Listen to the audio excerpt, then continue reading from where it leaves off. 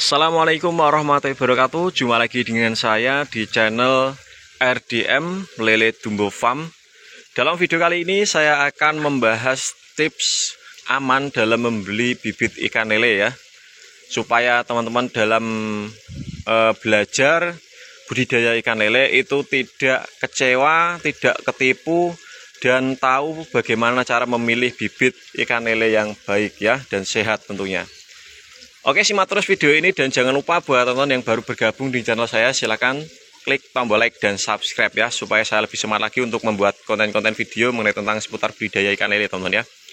Oh iya teman-teman ya, saya sekedar menyampaikan ya, sebenarnya ini channel saya yang satunya ini channel baru ya. Channel saya yang lama itu berjudul budidaya ikan gembira PCPS, itu sudah saya nggak pakai karena channelnya hilang ya, bersama HP dan nomor HP-nya ya. Oke, kita kembali ke topik teman-teman ya. Bagaimana sih cara tips dan cara supaya kita membeli bibit ikan lele itu aman, sehat, tidak ketipu ya. Teman-teman yang baru belajar wajib mengetahui yang saya sampaikan ini ya. Yang pertama, jika teman-teman baru belajar dalam budidaya ikan lele dan belum tahu atau belum kenal dengan petani pembibit ya, silakan teman-teman waktu beli bibit itu datang ke lokasi ya. Datang ke lokasi, tujuannya apa? Tujuannya supaya teman-teman bisa melihat ya, larva atau bibit ikan lele yang teman-teman ingin beli itu kondisinya bagaimana ya. Seperti itu teman-teman ya. Jika kita tidak datang secara langsung, biasanya teman-teman waktu dikirim ikan, yang pertama ini ukurannya tidak sesuai ya. Karena ukuran misal ya, contoh ini ukuran 46. Ukuran 46 itu untuk panjangnya itu berapa sih? Ukuran 46 itu yang real, yang besar itu ukurannya sekitar 57 cm ya. 57 cm ya. Itu untuk ukuran 46 ya. Untuk panjangnya teman-teman ya, sekitar 57 ataupun 6,5 ya, atau 7 hampir 7 cm ya. Jadi kalau teman-teman membeli bibit dan waktu diukur dengan penggaris ukuran 46 itu ukurannya 4 kurang dan 6 kurang, teman-teman berhak untuk komplain ya, komplain. Kalau ukuran 4 dan 6-nya cm pas satu ukuran itu nggak apa-apa ya, masih mending. Tapi kalau teman-teman waktu bibitnya datang di rumah atau di kolam dan waktu diukur bibitnya itu panjangnya nggak sesuai, teman-teman wajib komplain ke petani ya. Ini saya mengajari teman-teman supaya tidak ketipu ya. Kenapa begitu? Karena sebagai petani tentunya teman-teman pasti berharap yang namanya nanti ikannya itu pertumbuhannya cepat ya, walaupun ukurannya selisih sedikit ya, itu akan molor 1 minggu ya. Jadi supaya teman-teman mengetahui bibitnya yang sehat itu bagaimana, ciri-ciri bibit yang sehat biasanya akan gesit seperti yang ada di video ini ya. Dia akan naik turun dan kelihatan pergerakannya itu lincah ya. Kalau bibit yang sakit itu biasanya dia akan menggantung ya, menggantung, dia malas bergerak ya, jadi seperti itu. Dan biasanya ada bagian kumisnya itu yang ngeriting ya, ngeriting, atau ada beberapa bagian tubuhnya itu yang luka ya.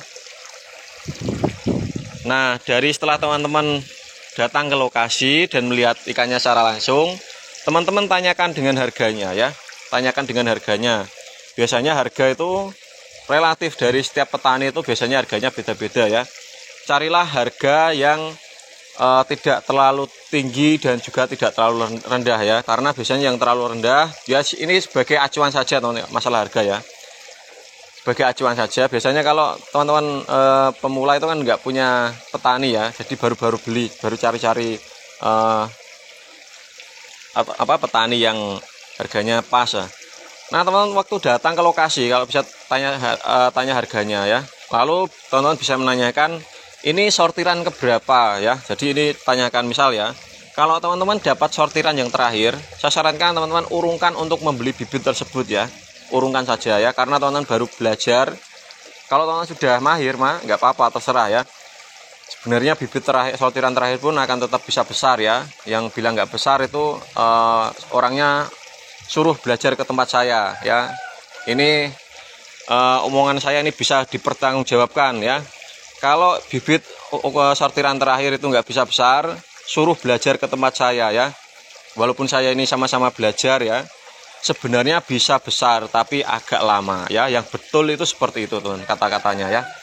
Jadi waktu teman-teman menanyakan ini sortiran keberapa, kalau sortiran pertama, kedua nggak apa-apa ya, atau ketiga pun nggak apa-apa, teman-teman bisa ambil ya. Tapi kalau masalah sortiran ini terkadang petani juga jarang yang jujur ya. Jadi teman-teman yang pertama itu aja amati aja dari ikannya, pastikan sehat dan tidak sakit ya. Lalu untuk ukurannya harus sesuai. Teman-teman kalau bisa waktu datang ke lokasi, kalau bisa bawa penggaris ya, bawa penggaris supaya tidak ketipu ya, tidak ketipu dengan ukuran ya. Dan buat teman-teman juga waktu teman-teman beli bibit ya, ini biasanya waktu teman-teman beli bibit dan awal tebar itu kan biasanya ada yang mati dalam waktu 1, 2, 3 hari ya. Itu penyebabnya apa sih? Ini kadang saya juga teman-teman ya, prihatin lah mengenai hal kematian pada ikan lele yang baru tebar 1-3 hari. Terkadang ini saya mau nyalahkan petani, tapi tidak semua kesalahan dari petani ataupun dari pembibit.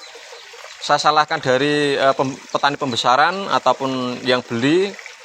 Saya juga tidak tahu karena perawatannya itu bagaimana ya. Jadi kalau orang beli bibit di tempat saya ya, saya pastikan terlebih dahulu bibit saya itu biasanya kalau bibit sehat dalam 3 hari itu tidak akan terjadi hal kematian atau ikan sakit atau mati lah. Walaupun itu semua takdir ya, tapi kalau perawatannya itu bagus, insya Allah atas ridhonya Allah itu sehat teman-teman ya. Ikan sehat, gesit ya tentunya. Biasanya kalau ikan mati di usia 3 hari waktu teman-teman tebar benih, coba teman-teman analisa dari segi kolam. Yang pertama, mungkin kolamnya terlalu dangkal ya, yang pertama ya. Yang kedua, mungkin tempatnya terlalu panas ya. Jika teman-teman mengalami hal yang saya sebutkan ini, segera perbaiki ya. Dan yang ketiga, mungkin teman-teman waktu memberikan pakan terlalu banyak. Istilah terlalu banyak itu biasanya sampai sisa ya, sampai nggak kemakan. Dia mengapung di samping-samping masih sisa, jadi seperti itu. Itulah yang mengakibatkan jamur, ikan sakit dan sehingga mati ya. Walaupun dalam 3 hari jika teman-teman melakukan hal tersebut terus-menerus, ikan akan sakit dan mati akhirnya ya. Dan yang keempat, teman-teman memberikan air yang tidak sesuai. Dalam artian air yang tidak sesuai itu bagaimana? Air yang mungkin dari sungai ya, sungainya mungkin pas ada orang apotas ya, apotas ikan ataupun terkena obat-obat petani ya mungkin. Saya sarankan buat teman-teman waktu pelihara ikan lele ambil air dari sumur ya. Kalau memang airnya di tempat teman-teman itu terjamin kualitasnya ya nggak apa-apa ya. Air baru nggak apa-apa, nggak usah diendapkan teman-teman ya.